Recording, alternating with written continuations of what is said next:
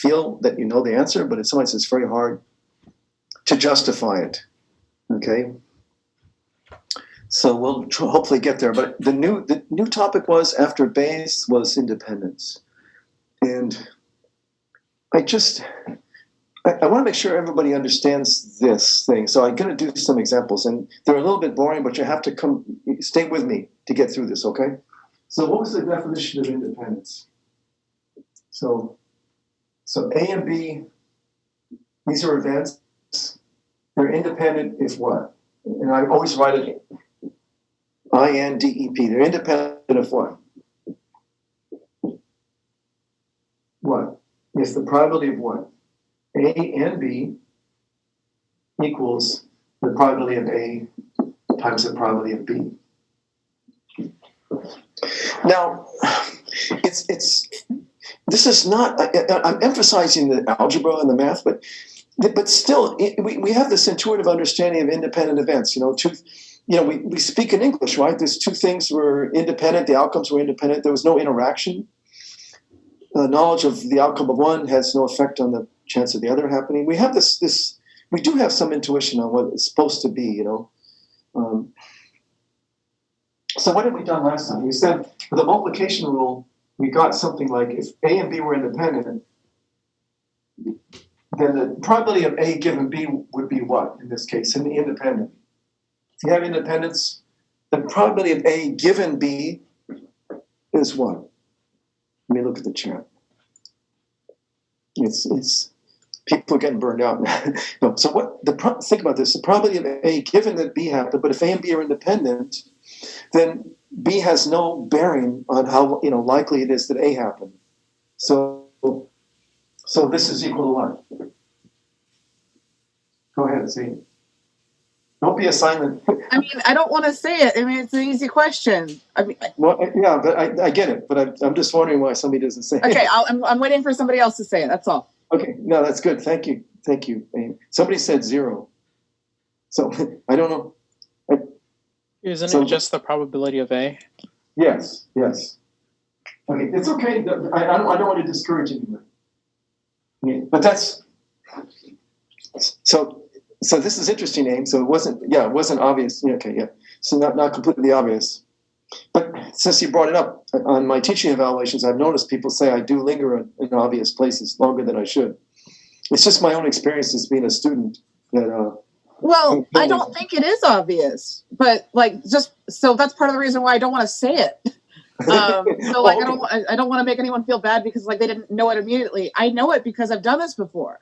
That's all. Good. Okay, that's good. But I have been criticized for long stops. So let's get an example of this.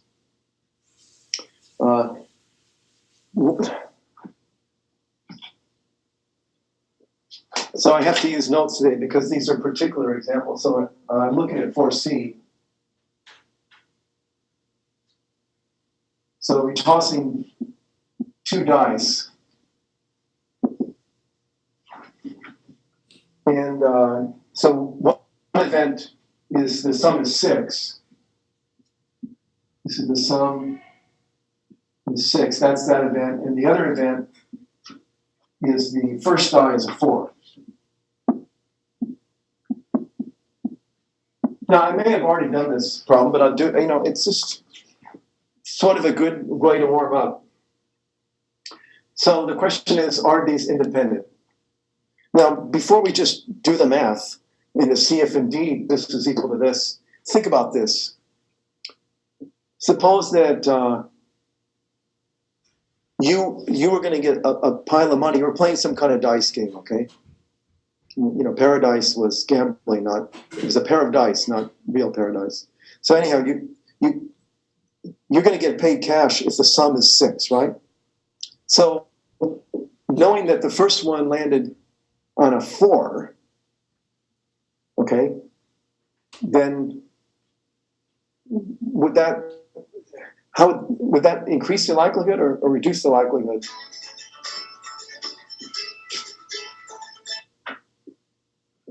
Or reduce the likelihood that I'm going to get a sum of 6. So think about this now. Are these related? What this happening does it affect this? Well, we have to use our heads about this. If the first die had been a 6, that would do what? That would say if the first one had been a 6, then this can't happen, right? So it begs the question. I mean, this being a 4, this allows this to happen. You see, this what the first die is does have some effect on the probability of the other one being a 6. Let me check the chat now. People are warming up now. For what it's worth, if A and B are mutually exclusive, you're right. Good. You have it. They're disjoint. There's a word for that. Yeah, they're disjoint. In other words, the two sets don't intersect. So independence is a weird kind of intersection. It's not being disjoint. This is a common misunderstanding. The Venn diagram will be two circles that do not intersect if you have disjoint. So if you know that one of them happened, for sure the other didn't. So they're extremely dependent. Extremely dependent in that case. Good. Okay, so let's check this. Let's check this out. I know I'm going a little slow, but I want to make sure you understand this. So probability of AB, so in this case, what's the probability of E1 and F? So we have both. The sum is 6, and the first die is a 4. So how many ways can that happen out of the 36 equally likely ways? How many ways can that happen? For just F? For just the first die being 4?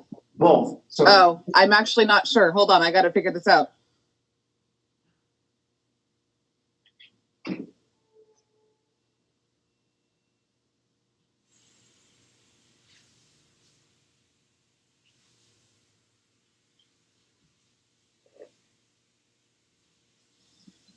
I think there's only one way out of the 36, because you would basically have to get a 4, and then you'd have to get a 2. Right. So 4, 2, right? Mm-hmm. That's the only one that would work. Yeah. So I did this. Sorry, I meant the sum is 6. So yeah. So that's a crappy diagram. It's a crappy diagram. So let me still try to do a better one. So let's see. So what do you have down here? You've got 6, 1, right? 1, 6.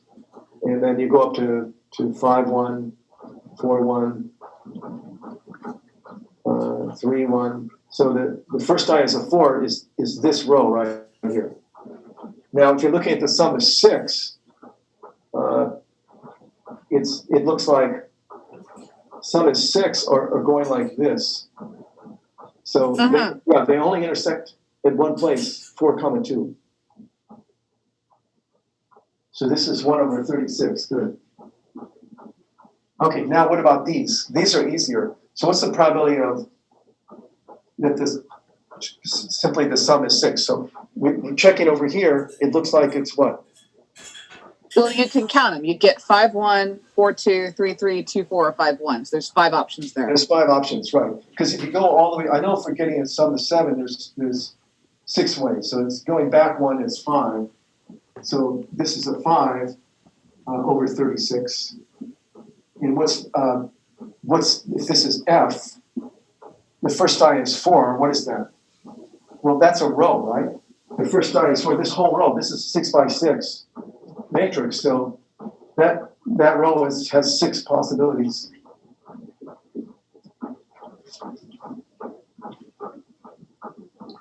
Okay, so the question is, how close does this become to not being to?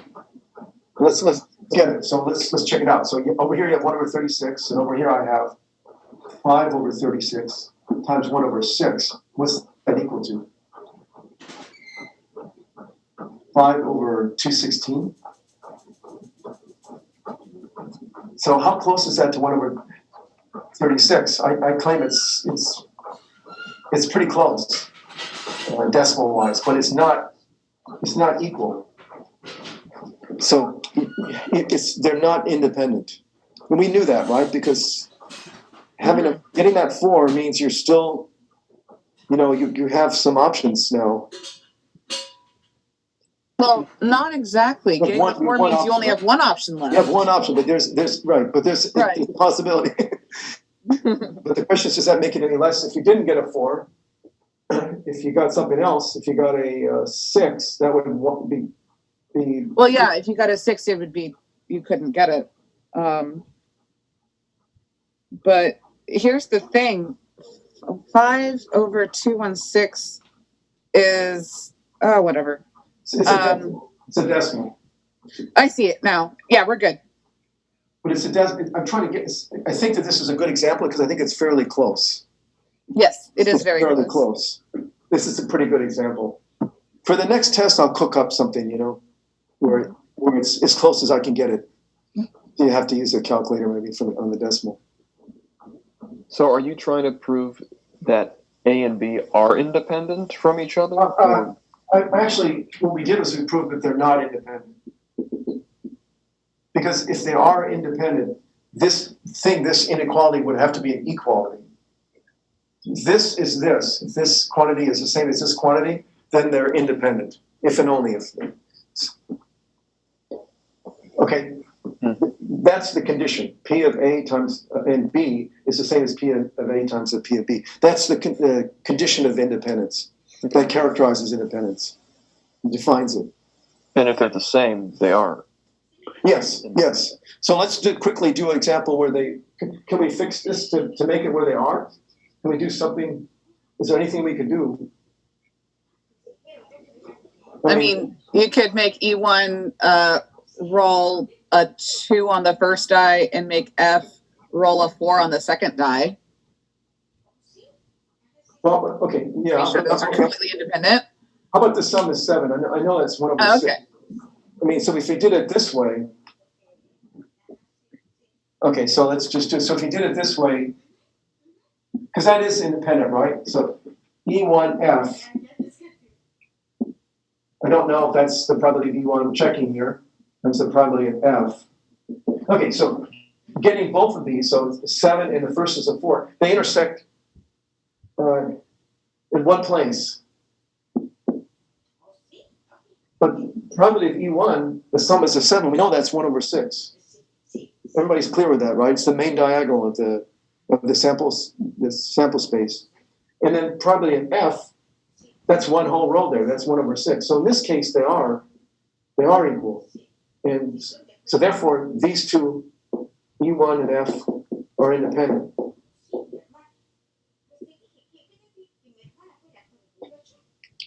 Okay, but this is okay. So again, to be intellectually honest with you guys, what I'm looking for is always in the back of my mind is 3.66. Okay, that's the problem I'm looking at, and we can't do this problem unless we have a stronger grasp of what it means for the sets to be independent.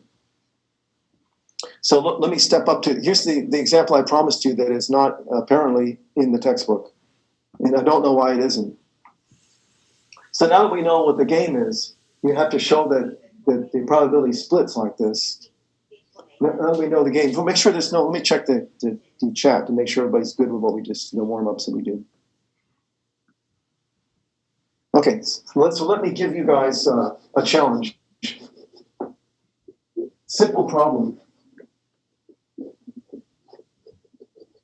So suppose that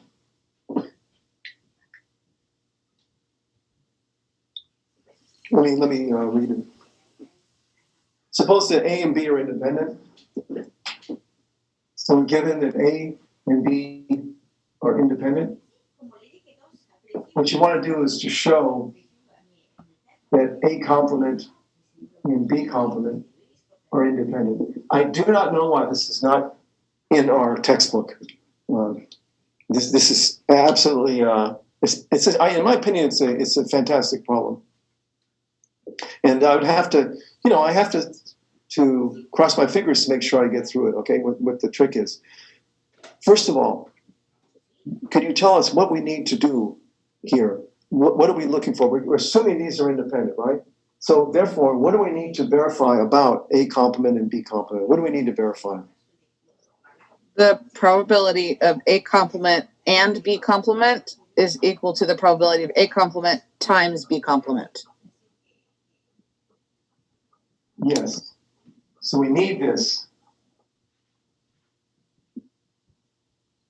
And this is it's funny, this problem is a little bit tricky, okay? And you might say, how could it possibly be? It can't be hard. It just can't be hard. Okay, so just from the get-go, we want to get over here, but I need to do something in this to start it out. Does anybody want to, again, I know I'm asking a lot of you guys to come up with this, but can you think about something? We may or may not have lingered much on it when we started the class, but do you remember De Morgan's laws or rules? How could this be rewritten on the other side? By De Morgan? We actually never did De Morgan's laws together. Good. Let's say this. I should do it now. So, all right. I don't even know. Remember, this is not De Morgan's run or Morgan's run. So how does this go, De Morgan's? If you have A. Okay. Yeah. Let's just do the simple case. What is this equal to? That's A complement and B complement. We know it. Yeah. And what if I had, what's another one? AB complement? Oops. What's the other one? A complement or B complement. I think so. By the okay, so yeah, it's basically the other way. Let's see it. Let's just check if this even makes sense. This bottom one, okay? Let's just check. Things have to make sense for us to trust it. So if you cheat a little bit, or not cheating, but if you just play the game with the Venn diagram. So where is AB complement? Well, AB is in here, right? So AB complement is everything outside of it there. So if you look at A complement or B complement, you're going to end up picking up everything except the stuff that's in AB. So that's exactly what AB complement is. If you don't believe me or you have trouble understanding, let's just take a point here, like right here. So this should be in AB complement, but is it? Well, it's not an A complement, but it's definitely in B complement. That blue point, or that element, or take another case. Suppose that blue thing is out here. Okay, so if it's out here, it's in both. It's in A complement. It's also in B complement. So this is a point in AB quantity complement. So yeah, it gets picked up over here. So you can make these kind of arguments. Was there any homework during? That's an interesting question. Was there any? What do you mean by that? We don't. I already said we don't do homework in this class. We just work on the take. It's projects. These take-home tests. I give you 2 hours. Okay. Yeah. You didn't miss anything. So yeah. But your homework is to go over my lecture and work on the take-home test. We're doubling down. Okay. We found that in the past, assigning homework, it's a lot of times the tutor in the lab does it. Doesn't help anybody. All right. Okay. So which of these do I want to use here? It looks like I want to use the upper one. Tell me how I will use that. This is the probability of what?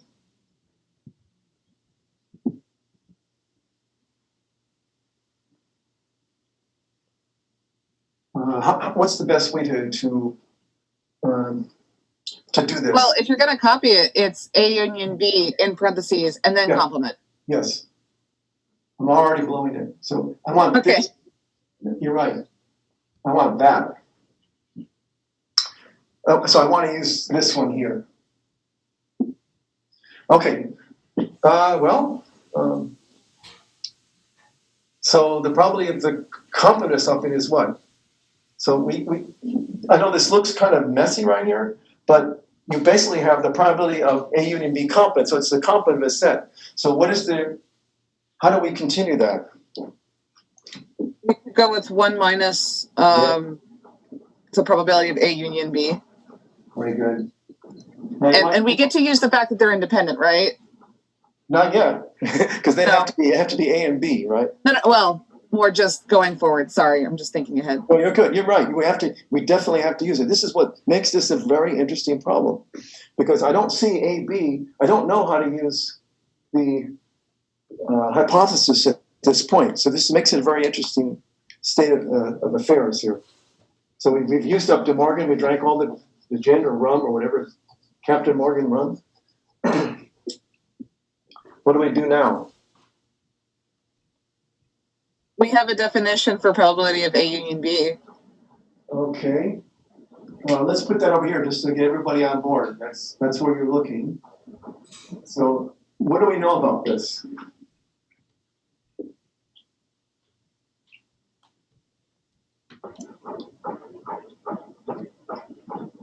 You're correct, by the way. Do you want me to say it, or do you want me to wait? Oh, I didn't know. I was looking at your face. I was wondering if you. Okay. Well, I know. I do know it.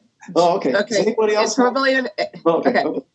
It's like just, no, you're good. I just want to make sure that we got 30 people, which is just like a miracle.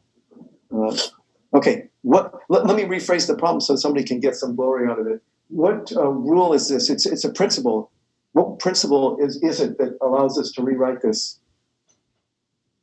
as some terms? What technique is that?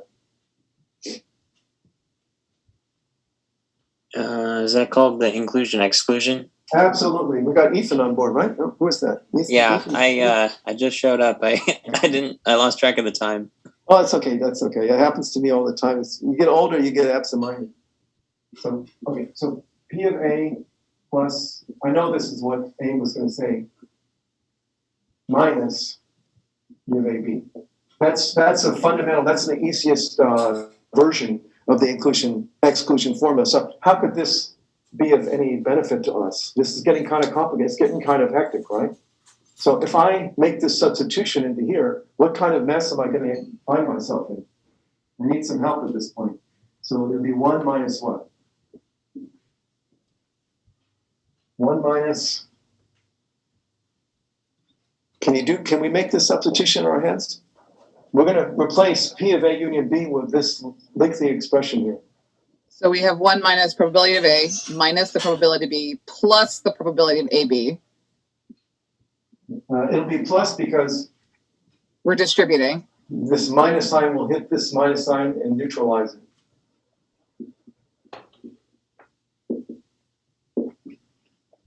So this is using just about everything we know. This is every tool we have in the bag so far. Now what? Now we use the fact that the A and B are independent. Right, and I'm not sure how to write this equal. I don't know if you can see that, but that's where I'm at. So it would be 1 minus P of A minus P of B plus, now I have to use it. Okay, if I'm really doddering, I'll just rewrite that there. No, but I know that P of AB is the same as P of A times P of B. That's by the hypothesis. Okay, so this is just like a mountain climb where we just climbed a gendarme and we thought we had it, but we didn't. So this is the crux at the very end. And the crux is what? Is it probability theory? Is it set theory? Or is it plain old algebra? People wonder, why do we have to study algebra in high school? Well, this is an example. And what skill in algebra do we need to utilize here? What's it called? Well, I'll give you a hint. You have x squared minus what? X squared minus 4. What do we do when what's the typical thing in algebra we have to do? X plus 2, x minus 2. Yeah. What's that called, that skill? Factoring. Yes. So if you can factor this, power to you. I claim it factors. Okay.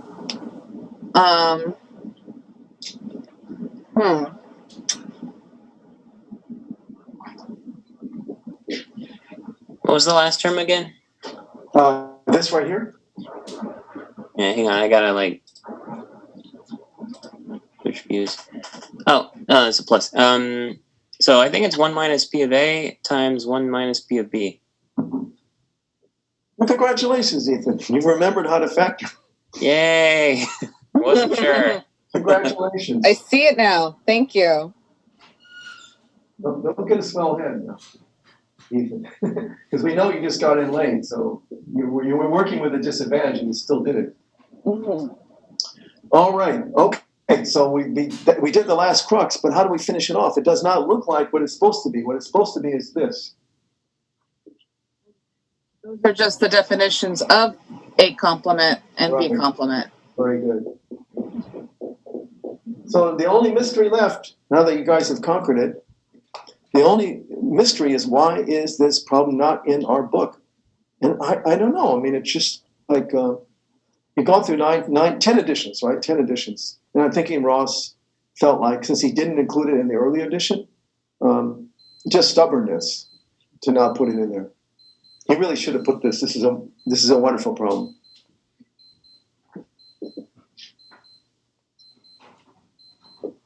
All right. Okay, so I'll stop here for a second. If anybody has a question about any aspect of this is the kind of thing I'd like to put on the upcoming test. You know, I'm honing in on 3.66. You know that. So, what is it about this problem of how does this? How would something like knowledge of how to handle this situation be helpful for 3.66? I'm going to have to erase some of these. I'm waiting for a second in case somebody has a question. We've got good attendance, so I'm really happy. Maybe one of those people is questioning some part of this and they need some clarification. If you're new to the game and you haven't been studying or reading the book, just look at this situation. I mean, you've got to know what it means for events to be independent. You've got to know that. Okay? That's the critical thing. All right, I'm going to erase. So where is all this stuff? Where is it? Where its ugly head in 3.66. So what do we need? Let's you remember this was a circuit problem. I think it was part B. So how did it go again? You're coming into a circuit.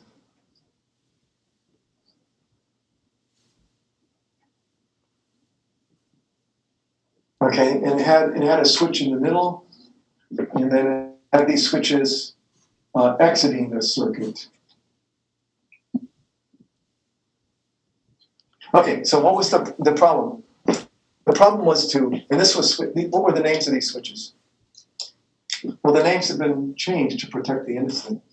No, excuse me, nothing to do with it. Okay, so remember this problem, okay? You'll remember it for the test. Just making sure, okay. So what was it? These switches are closed with probabilities P1 through P2, P3, P4, P5. So the question is, with what probability does a current flow through here? Is it a closed circuit? So what was the technique involved in handling this? What was the technique? We were dividing and conquering, I believe, so... Well, careful. There's a specific name,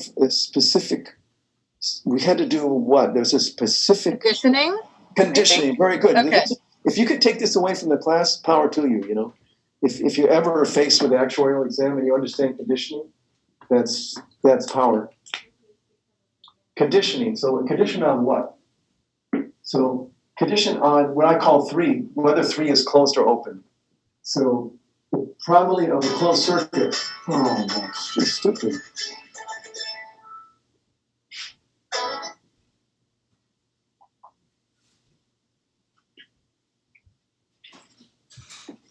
Okay, so the probability of closed is what? How do I condition on this? Closed given 3 times the probability of 3. 3 means that is piece of 3. You got to use some kind of nice notation here and never get done with it. Plus the probability of closed given that 3. I got to be careful how I write this. Probably it's closed given that 3 is open. times the probability of 3 being open. So just so you're on the right thing, so probability of 3 being open is 1 minus P3 if you're using the notation of the book. But this is probably this and that. It's 1 minus P3. Okay, so where is it that we have to use where do we have to consider the okay, so if independent set, so Professor, quick question. What is the formula you're using here? What is that called again? Is that like conditioning? the Conditioning formula, or is it like on 3? It's actually the law of total probability, but the book calls it conditioning on 3. The event of third of E3 where that means that this relay goes. Okay, got it. So okay, so we need to expand some of this. So what is the probability of having a closed circuit given that 3 is closed? So what I would do here now is I'm only looking at the left side, okay? So I'm only going to look here. And what we do is we want to know logically what has to happen. So 3, we just close that. We close it. And now you're going to get, so P of, what I'm trying to evaluate is P of, I'm trying to avoid the washout, I think. So C given 3.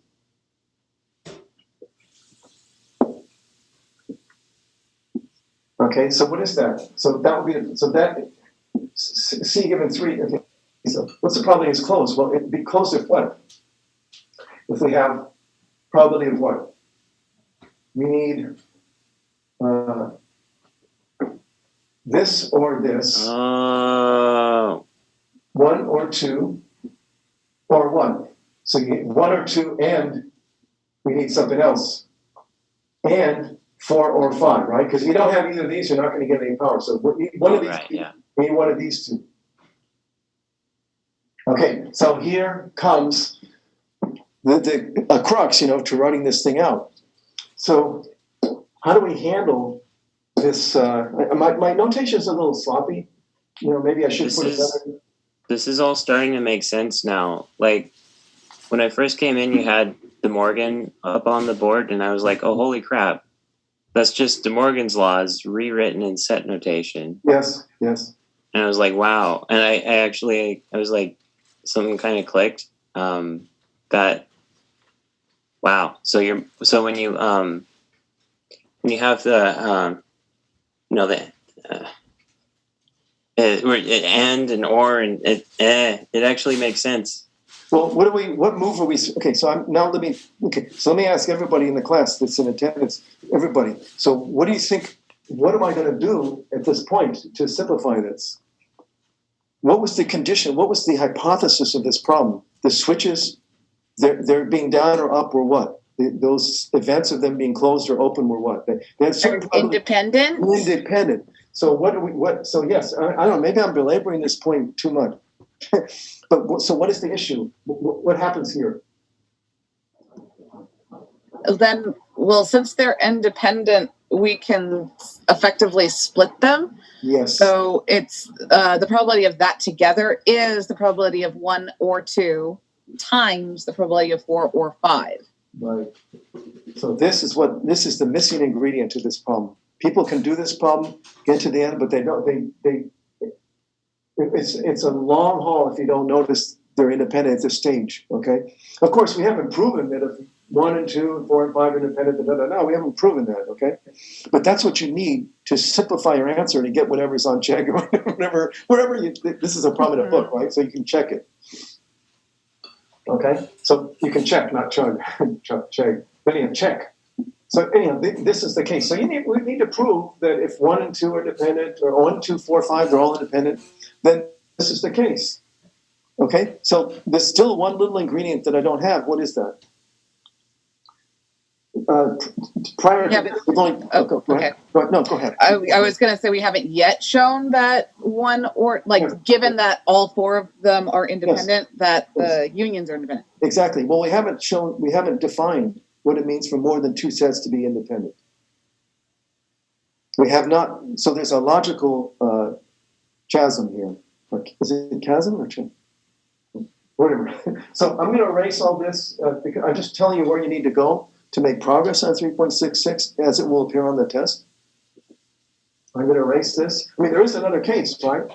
If you assume that 3 is open, now what? Now this is a different situation. Now you have to have this and this or this and this. But I think you guys know that, okay? I think we've kicked this horse, this dead horse enough. Okay, so I have to define independence for more than 2 sets. Okay, so if you have 3 sets, this is critical. So A, B, and hopefully I'm not in the washout. So these are independent as what? If probability of getting excited and I can't write it, can't write at the same time. So A, B, every pair of them operates fine, okay? So just like the ordinary definition, and probability of BC equals probability of B. Now you probably are kind of surprised that this is not enough. This is called the way it stands. This is for CS majors because this comes up in CS. What we have right now is what? We have independence, but it's a certain kind of independence. Anybody know the name for what we have at present? What do we have? Like what's on the board? Yes, they're independent. Every pair of them. They're pairwise independent? This is right now the way it is, it's pairwise independent. Okay? That's not enough. If you're going to call them independent, and there's sometimes some books will add another word, Ross does it, but I don't know if I'm in the washout, but the word is mutually independent. You need one more thing.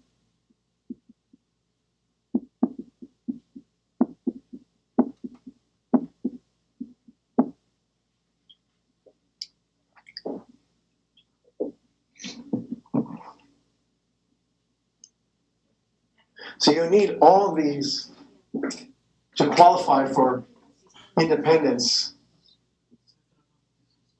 for Ross, okay? He doesn't use the word mutual, but there are CS majors in my class here. There's probably a majority of CS majors. The book for CS, the books will say mutually independent. So you need all of these. And you can extend this to 4 sets. So you would have all 3 of them are independent, like that, and then all 4, will split. So this is the definition. So, and this is sort of a complicated thing, but it's fascinating. You want an example where things are pairwise independent but not mutually independent. You definitely want an example for this. But before we do that, I want to give you the classic example from the birthday paradox. If you have, this is the event that person 1 and person 2 have the same birthday. And this is the event that person 2 and person 3 have the same birthday. And this is the event that person 1 and person 3 have the same birthday. Those things, those events are not, they're pairwise independent. Because there's no relationship here. 1 and 2 are the same, and then 2 and 3, they're independent. I mean, you have 3 people there, 2 of them have the same birthday. It's the third one having the same birthday is completely, whether that happens or not, is completely independent of the others. However, when you put all 3 together, what happens? If you look at person 1 and 2, then to say that 1 and 2 have the same birthday and 2 and 3 have the same birthday, that tells you what? That they all have the same birthday? Right. Well, no, 1 and 2, yeah. So when you're looking at 1 and 3, it's the probability of E1 and 3 given E1 and 2 and E2 and 3 is what? Well, this guy's got 1 and 2 have the same birthday, 2 and 3 have the same birthday. So therefore, 1 and 3 have the same birthday. So the chance of that happening, 1 and 3 have the same birthday, is 1. So this is a case where they're pairwise independent, but they're not mutually independent. And That's really interesting. Well, it's more than interesting because it turns out that that some of the approximation techniques to try to estimate what's the probability of a triplicate, and 3 people have the same birthday, of at least one triplicate, they assume mutual independence but it's not really true. It's not really true, but it's weakly. The dependence is weak. It's kind of unlikely that this situation is going to happen. It doesn't happen often. So you have to, when you're doing the triplicate problem, the approximation things, you have to accept the fact there's something called weakly dependent. So now instead of doing this, let me give you a hard example of this over here. All right, hold on. When I say hard, a concrete example. Question. Yeah. So Yes. that went, I think, fast a bit. So on the right, that's the pairwise, correct? They're pairwise independent, but if you know that this is happening and this is happening, Mhm. so 1 and 2 have the same birthday, and 2 and 3 have the same birthday. So that means everybody's got the same birthday, right? Okay. So in particular, 1 and 3 have the same birthday. So this is automatically guaranteed to happen. So Probably given those two, that. yes, given that these two are both happen. So 1 and 2 have the same, and 2 and 3 have the same. So that But- means yeah. That doesn't look all that different from the mutual. The mutual, you would have to have that. They're not mutually independent I because know.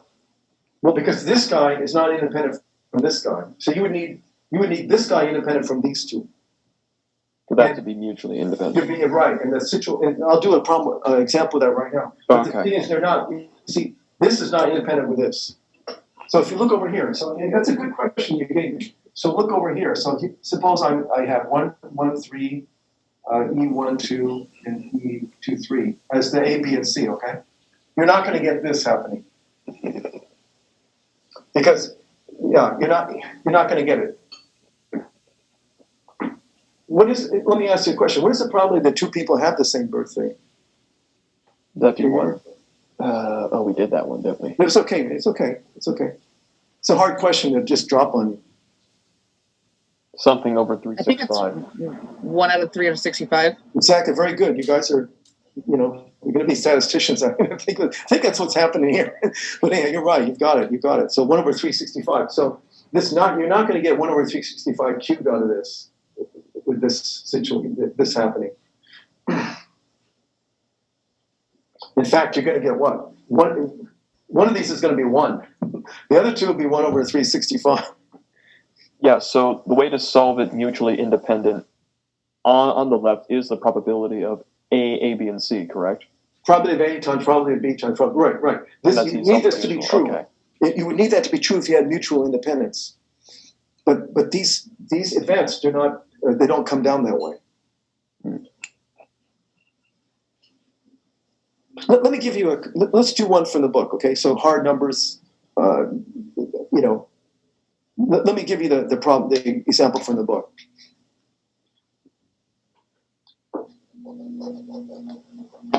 So how does the book go on this? Let's I'll need a little help here because I have to remember the last example. So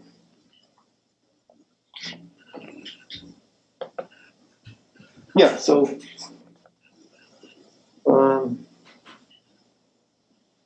the example they have is so E1. So E1 sum is a 6. That's one event. F is the first is a 4. The first die is 4, and F. So G, second die is a 3. Let's just use E. So G is the second die equals to 3. So what are they trying to show here? So we want to show pairwise independence for this. I think we kind of have done that. So let's just try to review that in our heads. So these two, E and F, That was pairwise. Are you guys okay, comfortable? We kind of worked that through right in the previous example. And same with the first die of 4, the second die of 3. Those would be a column in a row in the sample space, where they intersect in one place, 1/36. So are you okay that these are pairwise independent?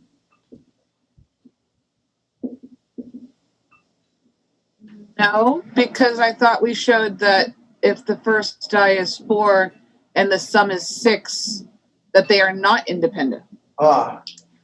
You know what? I think I meant to say 7. I'm sorry. Very good. I think I said you F saved and G me pairwise. you saved me a disaster. Okay, so okay. Thank you so much for that. Thank you. No problem. Yeah, that I can believe is pairwise independent. I tried to pull a fast one. I can. Don't buy any used car from here. No. Okay. So how do we get?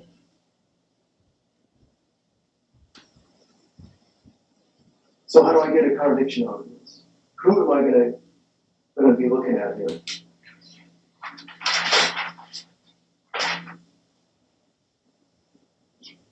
Hold on 1/2 second. Just a moment. Just a moment. We just gotta look for it. I think it's E, F, and G. Oh, okay, E and F, G. So E and F, G. So this is the question. $64 question. Are EF, is it E and F? What did I just say?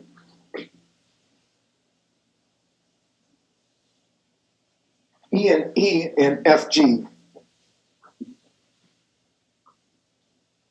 And FG independent. Okay. You might say, well, we're not doing the right thing. We're supposed to go P of E, F, and G, but this is, if you think about it, it's logically equivalent. So let's check it out. So let's check it out. So probability of EFG.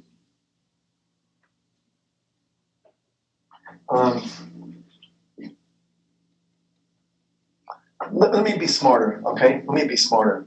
So maybe I could do it this way. So if F and G happen, first of all, what's the probability of E? The probability of E is what? 1 out of 30. No, excuse me. 1 out of 6. Exactly.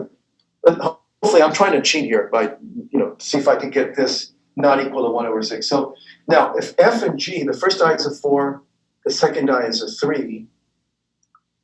What is the probability that we get a sum of 7, given that I both have the first die is a 4, and the second die is a 3? So I'm looking at this situation. What is the probability that I get a sum of 7 if I have both of these conditions happening?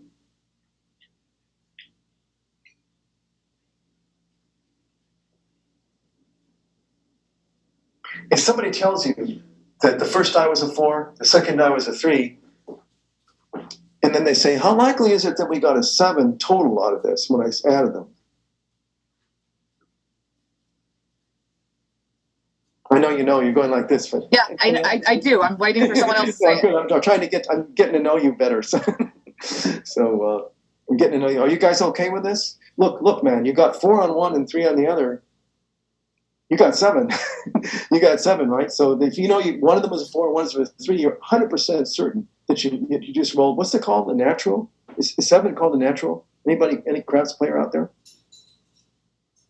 And you just rolled a natural. So what is that? You're 100% certain it's a 1. Okay, any question? It's awfully quiet there. I'm worried. Anybody unsure? Because I'll take the time, Yeah, can you show how you got the 1? I just don't see it. Yes. I'm sorry. Maybe because I compactified everything here. Yeah. But this means, this statement here means, what is the probability that you rolled a 7, given that the first die was a 4 and the second die was a 3. Okay, so you got these two pieces of information. One rolled a 4, the second one rolled a 3. Now, how likely is it that you got a 7? You got a natural. So How the likely F is is it the that the sum is 7? the F is the 4, the G is the 3. Yes, F is Okay. first die is a 4, the G is the second die is a 3. You rolled 2 die. Okay. So what's the chances, given that happened, what's the chance that the sum is 7?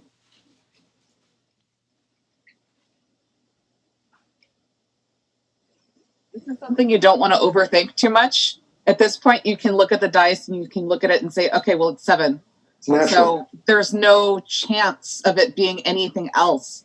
Thus, there is a 100% chance that the sum is 7. Don't overthink it. It's not hard. I gotta cut you some cash because you're helping me teach the class. You're doing my job for me. Well, for this part, I looked at the syllabus for this class and it goes into some stuff I've never seen before. So, like, right now I'm okay, but I don't know about what's like. Well, I can be honest. I can be flat out honest with you. It doesn't get any harder than this. This is the hardest part of the book. Okay, but I've seen this before. There's other things that I haven't seen at all. Okay, let's reverse that. Yes, you've seen it, but the very next example, if I have time to give you, it is wild. Okay, it's the same thing. It's just the law of total probability, but it's a wild. Okay. And I'm also not going to try to say that probability is easy. So well, I know. There's some tough stuff in probability. No, if I said that, I would be putting my foot in my mouth in this. Mm-hmm. I don't think it fit. Speaking of feet, here. Do you think that? Have you ever seen a shoe that's large? Often, no. no. Segue. Well, you probably think I'm joking about this. Do you see it? What size do you think that shoe is? 13. Yeah. Does this help you tell what it is? You see the 34? I'm just trying to see if anybody knows their sports.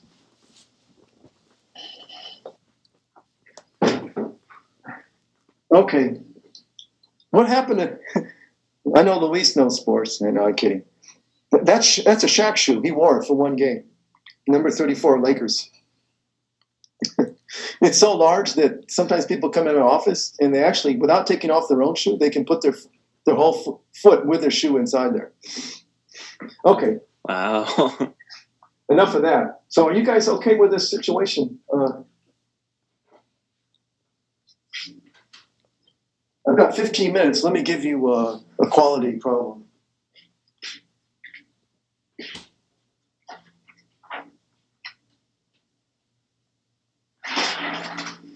Okay, so let's look at example 4H. This is like deep stuff I'm going to give you right now, okay? Okay, so I'm going to move on from this situation. This is an excellent example. I feel that the way I presented it was somewhat better than the book because I got all the important stuff here. So this is not mutually, if it was mutual, that means E would be independent of these two. In other words, whatever, it's not mutual. But it's pairwise. Okay, so we're ready for the classic. We're ready for a real example. It's somewhat profound. So mutual, and if they were all 3 mutual, you'd have something like you rolled 3 dice, and they're all mutually independent. We did well. No, but it is because it's not because E has to be independent of F and G. We need that. Well, I'm saying if we had a different scenario where we were just rolling 3 dice, yes, and each one corresponded to a dice. And you're giving me a great idea for the next test. I've got to put I absolutely have to put something like this on it. I know it's a little obscure thing, but it's a theme that is in our textbook until the bitter end. They keep on talking about weakly dependent. Okay, so here we go. This is why when you get together like this, this is amazing thing. Okay, you make independent trials of rolling 2 dice. So this means that one trial is independent of what comes the next. So you roll the 2 dice, the dice don't remember anything. I hope they don't. What happened before? It's like a new day for every roll. All right. If you're a diehard gambler, it's like start over. You lost the last 10. You might win on the 11th. There's no such thing as a dice remembering. You know, they did too many sevens. Okay, so independent rolls of 2 dice. That's the setting. So right away, this could be an infinite sample space because it just doesn't say that you roll it 5 times. It doesn't say you roll it 50 times. You just keep rolling until what? You want to compute. When I use the word compute, that means you're going to use a formula that we have. You can't do this in your head. It's way too complicated. Tricky, not complicated. And a 5 appears before a 7. Even the statement of that is sus, right? What does that mean? A 5 appears before a 7. You're rolling dice, right? Some people are not. They don't know anything about craps, so they don't know. You know, they just don't know. I'm guessing that means it's a sum. Like the sum is 5. Yes, right. Okay. Exactly. Right. And this is saying that now let's use a little bit of common sense here, okay? On this problem, let's try to estimate it. What if we had, cash was involved? We had to make a snap decision about what this might be, okay? Somebody had made this in a gambling game. What do we think about this? The first roll could be snake eyes. That's a harbinger of bad things to come. It could happen, right? So then you do what? You roll again, right? This only stops if you hit a 5 or a 7. It will go because, if your 7 hit before the 5, then that's it. It's game over, right? So suppose you're hoping that a 5 appears before a 7. Would my chances be 50%, bigger than 50%, or less than 50% of this happening? Everybody should jump on this. Ways to get a 7 than the 5, so my intuition is it's less than 50%. Yes. Would you be willing to hazard a guess what this might be? Just a percentage. Somebody said 2 over 7. Okay. I'm going to say 44%. Aim, you get a. Well, yeah, I don't think it's that much lower than 50%. So, yeah, I would have been like, okay, somewhere between 40, above 40 is my guess, between 40 and 50. But I mean, I'd like to try to figure this out. We'll do it, but I just want a number. Okay, then put me down for 42. Okay. That's the answer. To life, I know. Okay, Everyone knows at this point. Somebody put 2 over 7. Yeah, okay. First of all, again, honesty on my part. I have to be honest when I'm teaching the stuff, right? I can't lie to you guys. I did not know how to do this. Or if I was going to do it, I would be doing it a different way using probability tree diagrams. And so I thought about it for probably 15 minutes. I couldn't do it. I had to look at the book. It's very, very tricky. The trickiness has to do with the fact that this could go on forever. So it's not like we're going to stop after three rolls of the dice.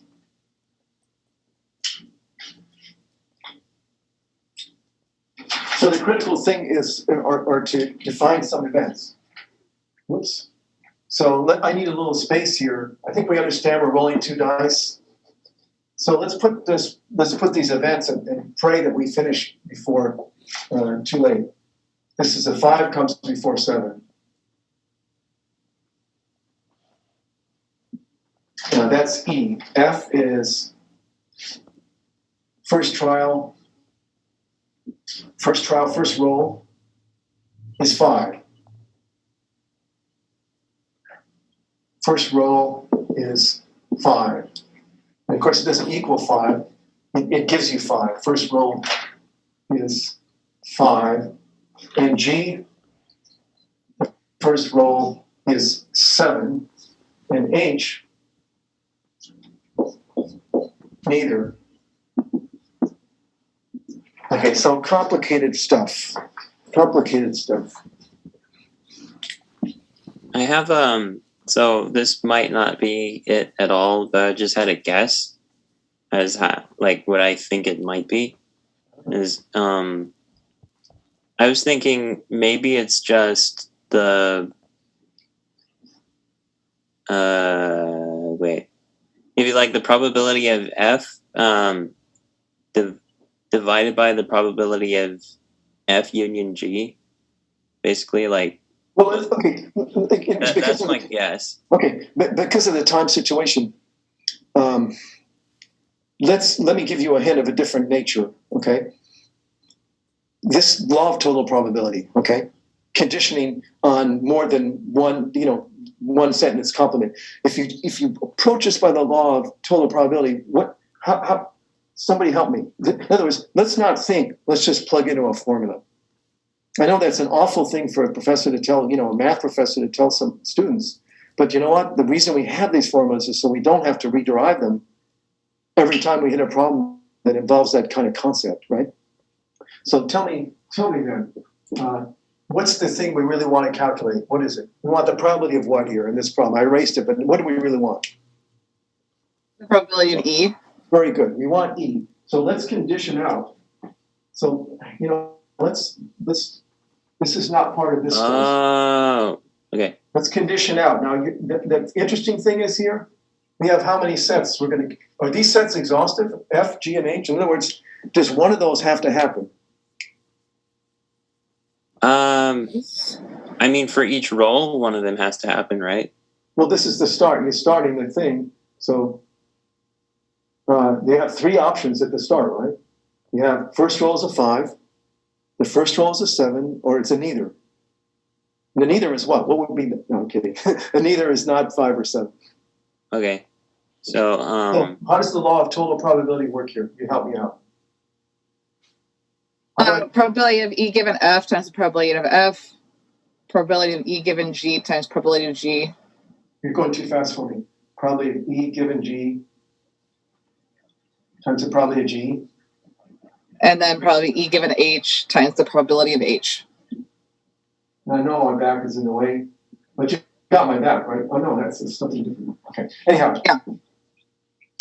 That's a fact. We don't have to think. We're reaching for we're doing like somebody cheating on the test and reach for a check and just get check says you know what I mean?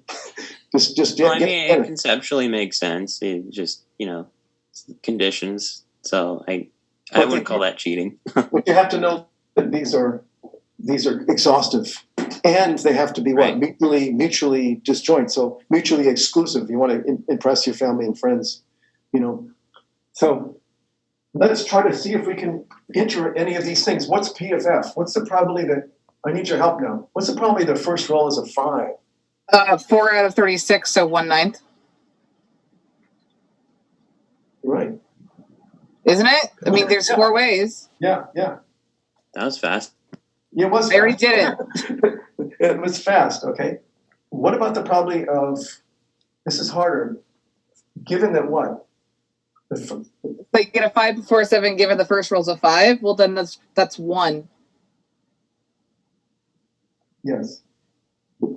Well, we got a third of the work done, but the challenge, of course, is that it's just to last one. Honestly, the thing is, it's something about self-similarity. Okay, there's infinity that has to be handled somehow here, and believe it or not, this conditional probability framework that we developed just steamrolls the infinite, the infinity that's integral to this thing. So what about the next one? What's the probability of G? Is 1/6. Okay. What is the probability of? 0. Because you just hit the yes, right? Yeah, you got a 7, so that you can't possibly get a 5 before 7. You're done there. Right. And this is where I'm confused. Yep. My intuition is to kind of like, okay, well now go to the second roll. Well, let's okay. You found the place. You found the place where they're gonna like do something weird with infinity. Okay. But is there any? I've got two things to calculate. Can you help me out with neither? So it's not a 5 or a 7. Everything else. There are 6 ways. So 36 minus 10 is 26 over 36. Let me check. Wouldn't this be it? 1 over 6. I'm going to take the complement. 1 minus 10 over Yeah, wouldn't it be 26 out of 36? It looks like it. Okay, cool. I know I'm just getting the low-hanging fruit. You missed the 6. That's the way I live my life. I'm not ambitious. If I tried to climb up there to get somebody else, I'd probably fall and kill myself. No, what about? Okay, Yeah, I think you missed the 6, the 36. Yeah. That's what I can't talk and write at the same time. Think at the same time. Okay, what about this? Yeah. So I guess so. This is what I was wondering earlier. I didn't ask though. Are we writing for one or for all rolls of the dice? No, it's all for one and one for all. That's how I remember it. Okay, well then that one's going to sorry. No, I'm sorry. No, okay. That didn't happen. Okay, next. No, the way you said it, sorry, it sounded kind of funny. Okay, so we're doing it exactly as it says.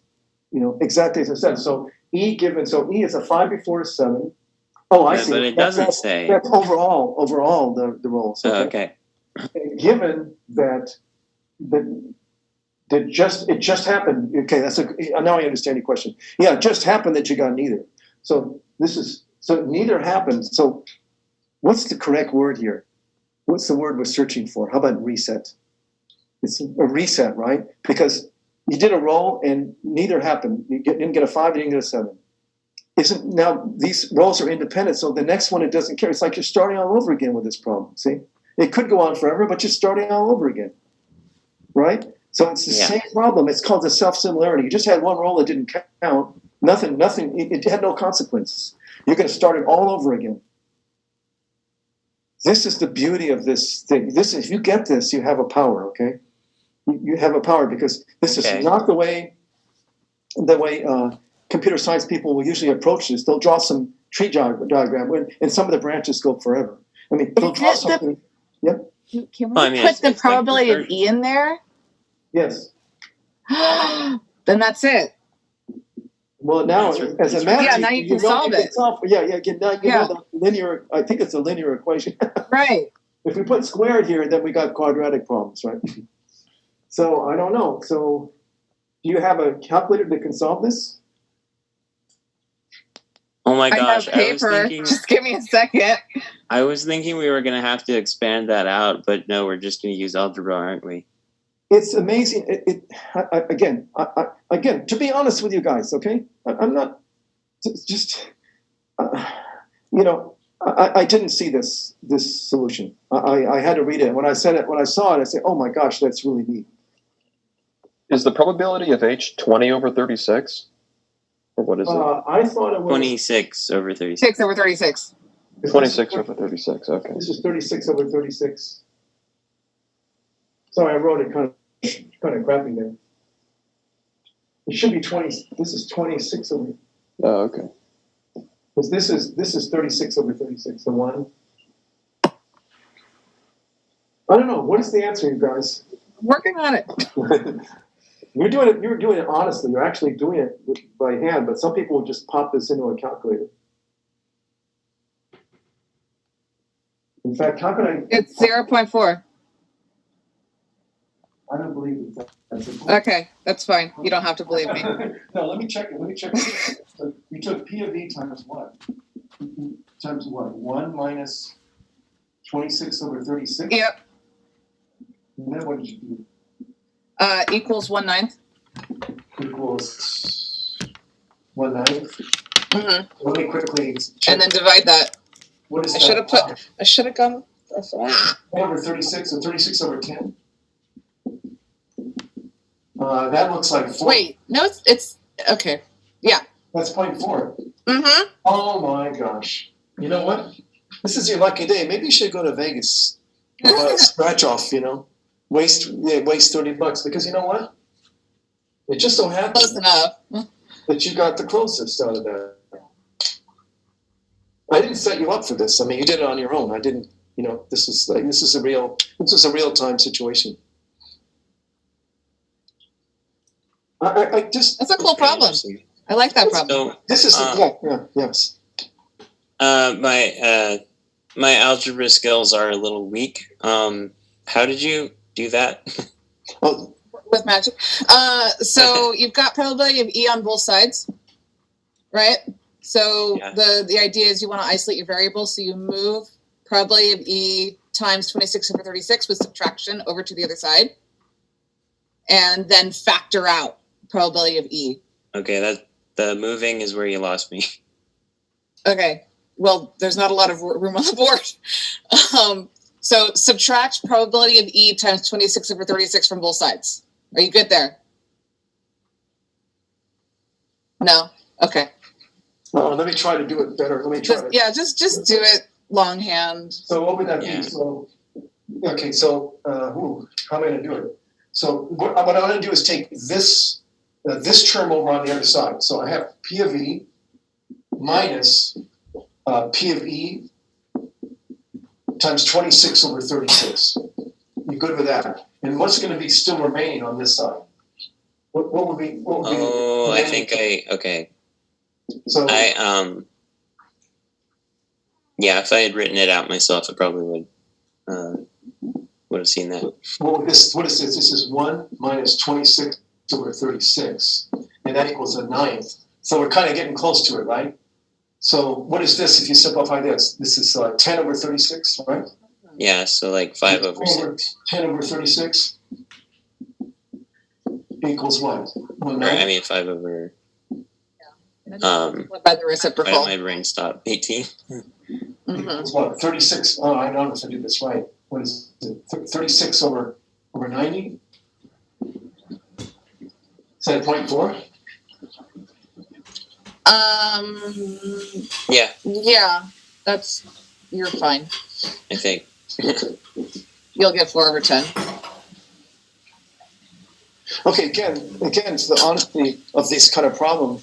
The way that it's done in computer science textbooks, I've seen it. They'll draw trees, but these trees go on forever. So Right. you make the same kind of conclusion. Trees? What are they called?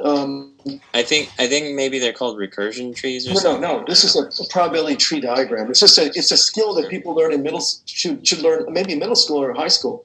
So, but the thing is, we always fall back on what's comfortable, right? In what we're used to.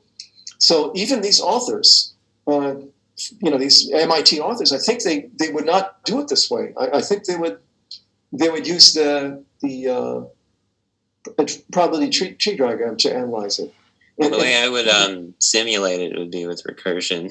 I mean, that's what I was thinking because I just saw, the same thing again. So I was like, oh, you could just do it again, and then I was thinking there was going to be like a limit involved or something. I thought this was going to turn I into totally calculus. understand that.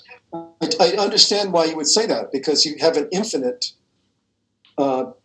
sample space here. Yeah, I thought it was going to be calculus. Well, this is not calculus. This is brilliance. Not me. It didn't come. I didn't have this idea. Somebody's figured a way to do this using conditional probability, which to me is really neat. And in fact, he did it differently. I think Ross gave 2 solutions. This was the second one. The first one involved limits, like you were saying, Ethan. Limits of sets, Oh.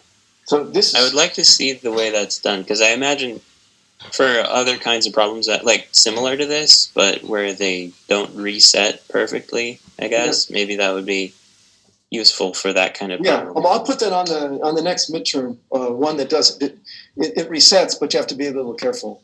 I mean, so maybe that problem I'll put on the test can be done this way. I don't know. This was news to me when I read this.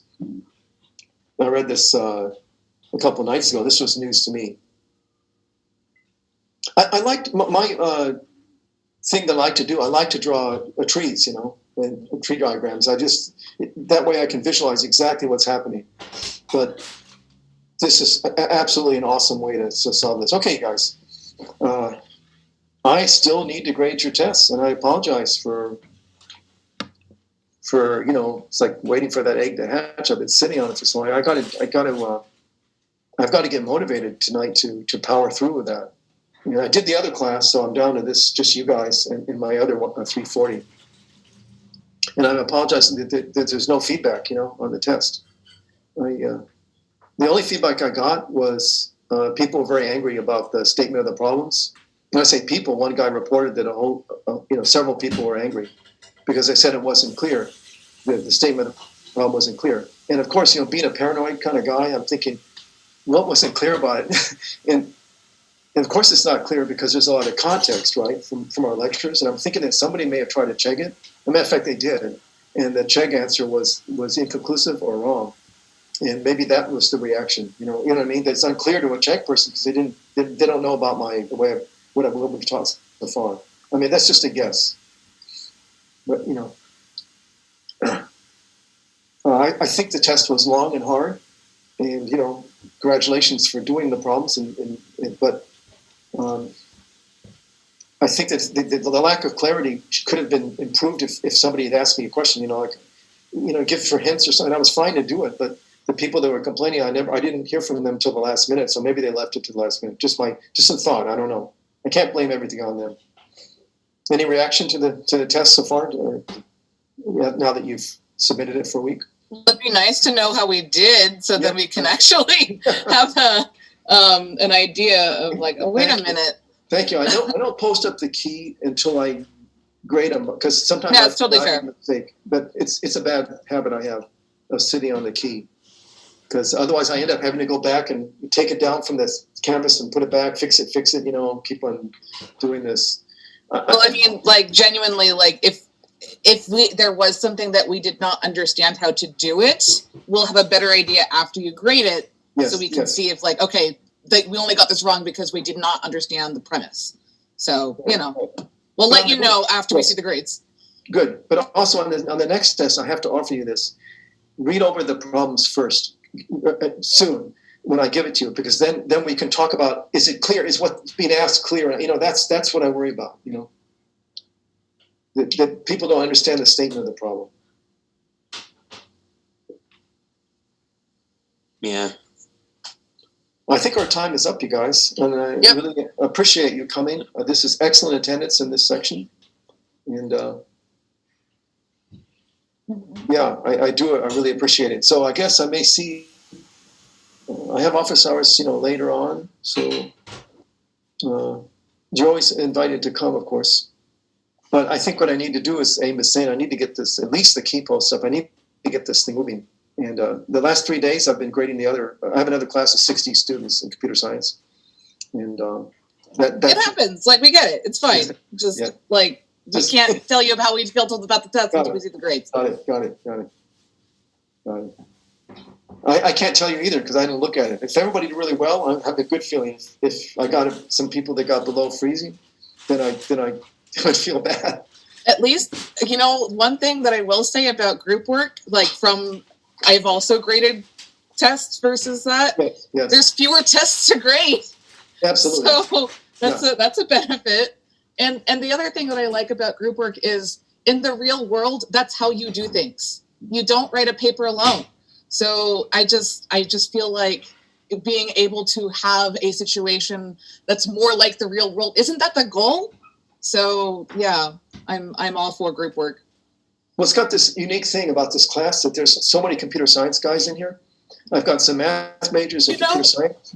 Well, here's one thing that about our whenever we did it. So we did type it up in LaTeX, and what I love is you can, or there's at least a website where you can write in LaTeX and you can make it shareable. Like everyone can edit the same document. So yeah, it's almost like a Google Doc. Yeah. So when you're grading ours, if it feels like two totally different people wrote these problems, well, because we did. I made sure everybody did his different problems. So it'll probably feel a little different from problem to problem. But that was so useful because we talked about the problems and everything together to the point where we all understood it, but it's literally being written by somebody else each time. Good. So this felt like a good way to do a group project.